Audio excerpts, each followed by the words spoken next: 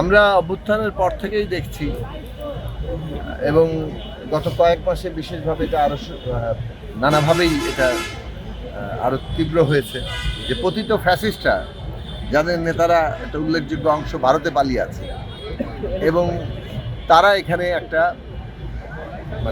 অরাজকতা তৈরি করতে চাচ্ছে। নির্বাচন, সংস্কার, এই পুরো প্রক্রিয়াটা, বিচার, এই পুরো প্রক্রিয়াটাকে বানচাল করে দিতে চাচ্ছে এবং এখন তারা এসে গুপ্ত হত্যার একটা পথ নিয়েছে। তারা প্রার্থীদেরকে নানাভাবে এই সব গুপ্তভাবে হত্যা করার একটা চেষ্টা করছে। ওসমান হাদিকে সেইভাবেই তারা হামলা করেছে। আজকে আমরা আশা করি মানুষের ভালোবাসা এবং সকলের দোয়ায় ওসমান হাদি আমাদের মধ্যে ফিরে আসবে। কিন্তু এই যে পতিত ফ্যাসিস্টরা বিচার, সংস্কার, নির্বাচনের পুরো প্রক্রিয়াটাকে বানচাল করে দিতে চাচ্ছে, সেইটা অনেক সময় আবার আমাদের দেশেরও কোনো কোনো দল, তারাও তাদের দলীয় স্বার্থে যেন নির্বাচন পিছিয়ে দেওয়া, নির্বাচনকে নানাভাবে প্রশ্নবিদ্ধ করার জায়গা আছে। এই কোনটাই আমাদের দেশের স্বার্থ, জাতীয় স্বার্থ, জনগণের স্বার্থের পক্ষে না। মনে রাখতে হবে, বিচার, সংস্কার, নির্বাচন এই মুহূর্তে বাংলাদেশের প্রধান জাতীয় স্বার্থ। বাংলাদেশের যারা শত্রু দেশের ভেতরে অথবা বাইরে, তারা এখন এই প্রক্রিয়াটা বন্ধ করতে চায়। কাজে আমরা পরিষ্কার করে জনগণকে বলি, জুলাইয়ে যেভাবে আমরা ঐক্যবদ্ধ হয়েছি, আমাদেরকে আবার সেইভাবে ঐক্যবদ্ধ হতে হবে, যাতে বিচার, সংস্কার, নির্বাচনের এই গণতান্ত্রিক উত্তরণের এই কাজগুলো আমরা সম্পন্ন করতে পারি। এবং আমাদের রাজনৈতিক দলগুলোর মধ্যে তো বিরোধ থাকবে, কিছুটা প্রতিযোগিতা থাকবে, নির্বাচন আছে, কিন্তু সেই প্রতিযোগিতা যাতে আমাদের ন্যূনতম জাতীয় ঐকমত্যকে ছাপিয়ে না যায়।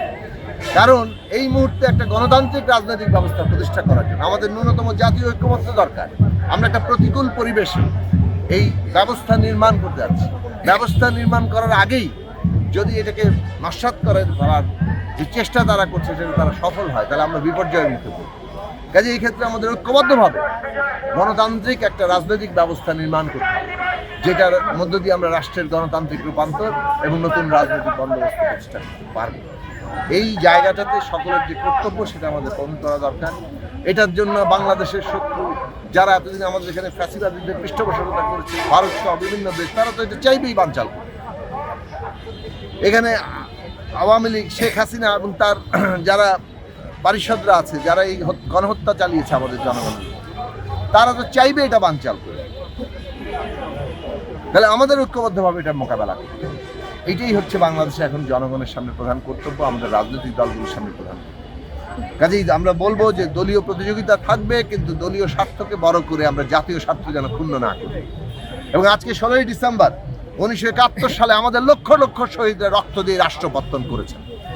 আজকে সেই 71 সালের ভিত্তির উপর দাঁড়িয়ে 71 সালে জনগণের যে স্বপ্ন, আকাঙ্ক্ষা, সেইটাকে বাস্তবায়ন করার জন্য আমরা অভ্যুত্থান করেছি।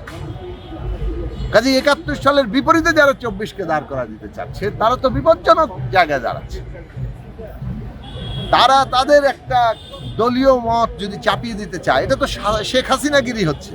শেখ হাসিনা যেমন সব কিছু নিজের পকেটে নিয়ে আসতে চেষ্টা করেছিল, সেই হাসিনাগিরির ভূত আজকে যদি কারো কারোর উপর সওয়ার হয় যে তারাই তাদের মত গ্রহণ করতে হবে, না হলে তারা মব তৈরি করবে, না হলে তারা বিভিন্নভাবে আক্রমণ করবে, এইটা গণতান্ত্রিক বাংলাদেশ না।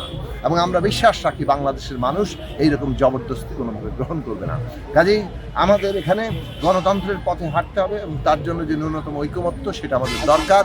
প্রত্যেক দলকে মনে রাখা দরকার, এই ব্যবস্থা, এই প্রক্রিয়া বিপর্যস্ত হলে তাদের কেউই লাভবান হবে না এবং সকলেই আমরা দেশ হিসেবে ক্ষতিগ্রস্ত হবে।